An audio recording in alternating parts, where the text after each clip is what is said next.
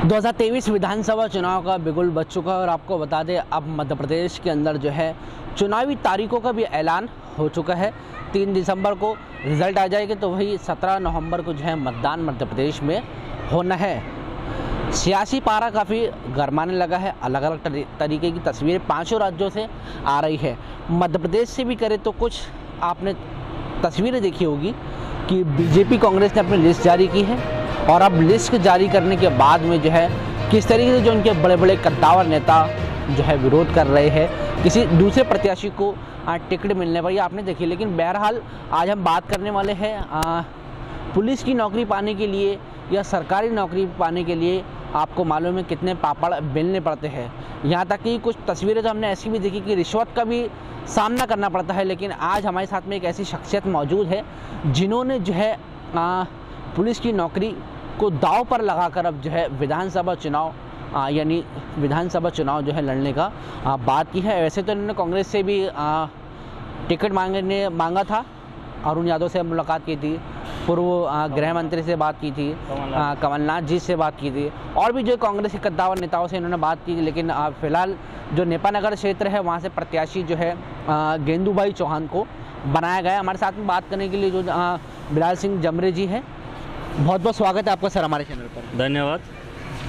जमरे जी, पहला सवाल आपसे जैसे मेरा यही रहेगा कि आप एक देखा जाए तो पुलिस अफसर है, तो अपनी थोड़ी सी जन्म स्थल की कहानी बताएं। कहाँ पे जन्म हुआ, कहाँ से शुरुआत हुई और कैसे क्या आपने जो है पुलिस की नौकरी पाई?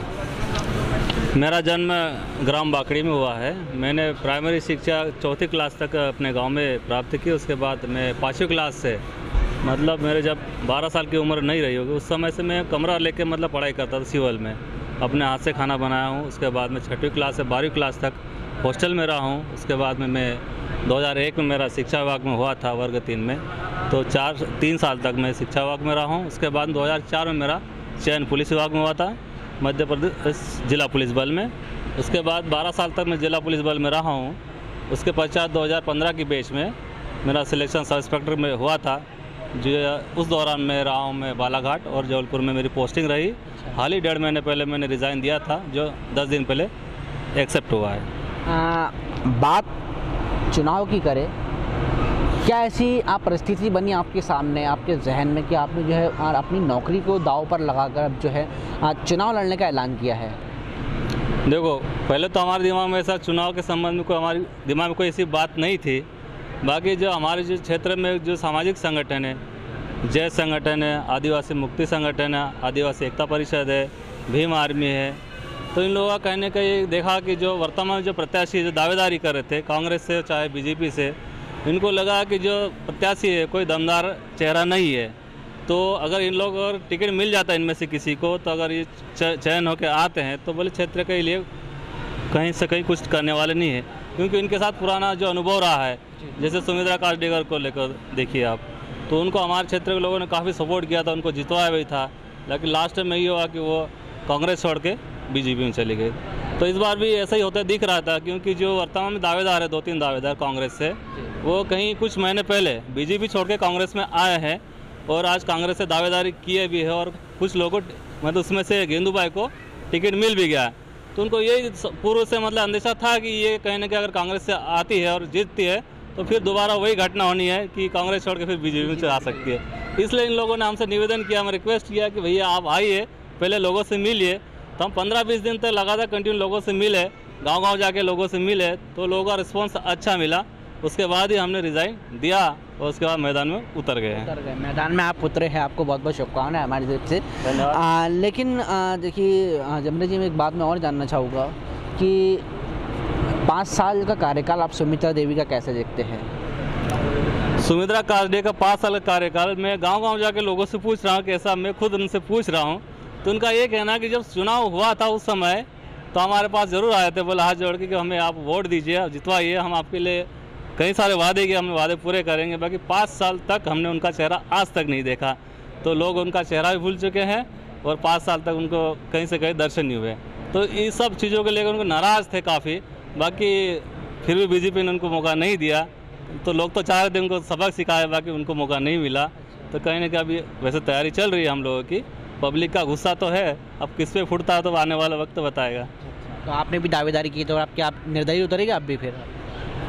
कल हमारी जय संगठन की तरफ से मीटिंग बुलाई गई थी, तो उसमें सभी 4-5 संगठन आए थे, जिसमें आदिवासी एकता परिषद, आदिवासी मुक्ति संगठन, भीम आर्मी और दलित आदिवासी जागरण संगठन के लोग आए थे। तो कल 2 लोगों के नाम पे विचार किया गया, जिसमें नंद किशोर, हमारे जो साथी हैं नंद किशोर, उनके ऊपर विचार किया और हमारे ऊपर विचार किया। तो संभवतः आज रात तक उनकी सूची आ जाएगी, तो जो संगठन का, जो समाज का जो निर्णय होगा, उस हिसाब से हम उस निर्दलीय चुनाव में उतारेंगे।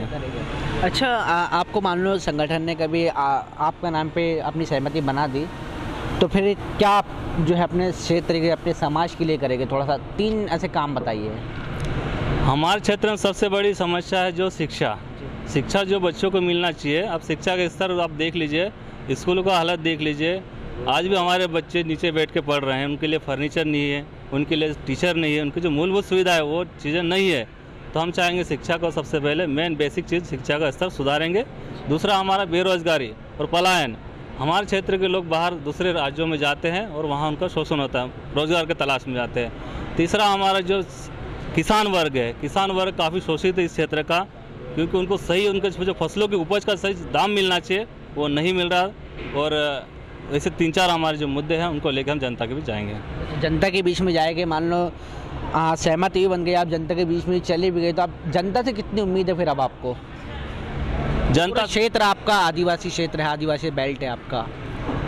देखो, जनता से तो हमें पूरी उम्मीद है और उनसे हमको भरोसा भी मिला है। इसका अपने रिजल्ट आपने देख लिया होगा 20 तारीख को, जब गेंदूबाज के को कांग्रेस ने घोषित किया अपना उम्मीदवार। उस दिन वो नेपानगर में आई थी, तो उन्होंने सोचा कि क्षेत्र की जनता काफ़ी स्वागत करेगी, तो आपने वहाँ उनका वीडियो देखा होगा। मेरे ख्याल से 15 से 20 लोग उनके साथ में थे, तो एक तरह से समाज ने उनको पूरा बाइकआउट कर दिया है। अच्छा, आपने कांग्रेस से दावेदारी की थी, अब लेकिन कांग्रेस ने आपको टिकट नहीं दिया, तो इस पर आप अपने क्या स्टेटमेंट देना चाहेंगे? हमारा स्टेटमेंट ये है कि हम सीधा स्पष्ट संदेश देना चाह रहे हैं कांग्रेस पार्टी को। अगर गेंदूबाई चौहान को ही पार्टी में उतारती है, अपने फैसले पर अडिग है, तो हम तो निर्दलीय चुनाव में अपना प्रत्याशी उतार रहे हैं। और सीधी सी बात है, अगर हम उतरते हैं तो कांग्रेस का जो उम्मीदवार किसी भी हालत में, हम गारंटी देते हैं, इस समय लिख के दे रहे हैं कि किसी भी हालत में कांग्रेस का प्रत्याशी नहीं आना है। जमानत जब्त करवाएंगे आप? बिल्कुल, जमानत जब्त होगी भैया। जमानत जब्त होगी। अच्छा, जमशेद जी एक बात और बताइए, बीजेपी ने भी अपना उम्मीदवार घोषित कर दिया है, और अब जो है बीजेपी की उम्मीदवार की भी वहाँ पे जो है कई जगह जो देखा जाए नेपानगर के अंदर की विरोध हो रहा है, तो बीजेपी की उम्मीदवार मंजू दादू है, उनके बारे में आप क्या सोचते हैं, उनको लेकर क्या कहेंगे? देखो, बीजेपी की जो उम्मीदवार है ठीक है, मतलब पारिवारिक, मतलब राजनीतिक पारिवारिक से आती है, पृष्ठभूमि उनकी अच्छी है। बाकी जो उनको भी मौका मिला है, जनता ने उनको मौका दिया है, बाकी जो जनता को जो उनसे उम्मीदें थी उस उम्मीदों पे खरी नहीं उतरी, तो जनता में काफ़ी उनसे नाराज़गी है उनको लेकर। तो हम उस चीज़ को लेकर हम जनता के बीच में जाएंगे, उस मुद्दे को भुनाएंगे।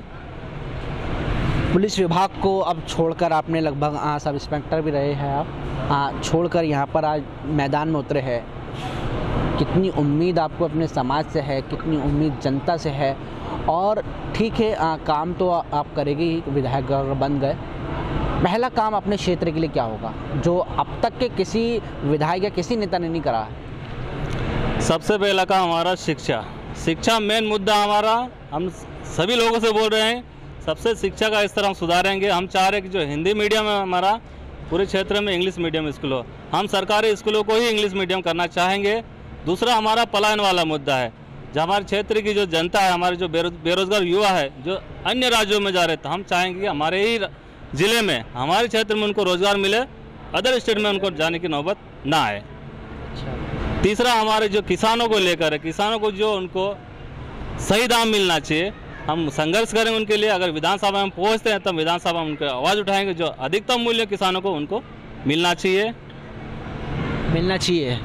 अच्छा, आप कांग्रेस से आपने दावेदारी की, बीजेपी से भी कर सकते थे आप, उससे क्यों नहीं किए? देखो, हमारे जो सामाजिक संगठन है, मैं शुरू से जय संगठन से मतलब विचारधारा से तालमेल रखता हूं, और कुछ सामाजिक संगठन से तालमेल मेरा मतलब विचारधारा मिलती है, तो हमारी जो विचारधारा है वो बीजेपी से मेल नहीं खाती है, हमारी विचारधारा उनके विपरीत है, इसलिए हम बीजेपी से हम संपर्क नहीं किए। अच्छा, बीजेपी से संपर्क नहीं किए? जी बिल्कुल। क्या संदेश देना चाहेंगे आप अपने क्षेत्र के लोगों को?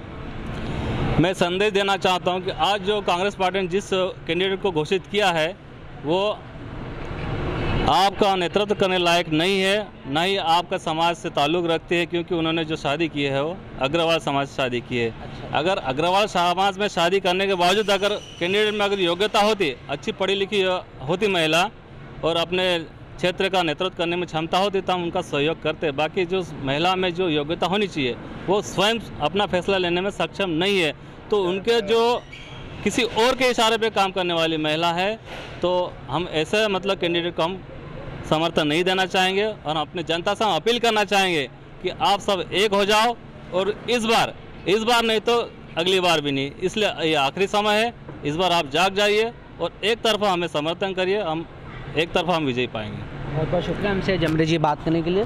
तो आपने देखा कि पुलिस की नौकरी पाने के लिए कितना समय जो है युवाओं को लग जाता है, हम लोगों को लग जाता है। और या आपने तस्वीरें भी आपने देखी होगी पिछले दिनों मीडिया के अंदर कि कितनी बड़ी जो है पुलिस की नौकरी पाने के लिए लोग युवा कैसे उभर रहे थे। लेकिन बहरहाल विधानसभा चुनाव करीब है, ऐसे के अंदर आपने देखा कि कैसे कैसे अब जो है मध्य प्रदेश से अलग अलग तरीके की तस्वीर आपके सामने आई है। तमाम बड़ी खबरों के लिए बने रहे BNC न्यूज़ के साथ। अपने कैमरा सहयोगी अनस के साथ मैं दानिश अज़र खान, BNC मीडिया बुरहानपुर।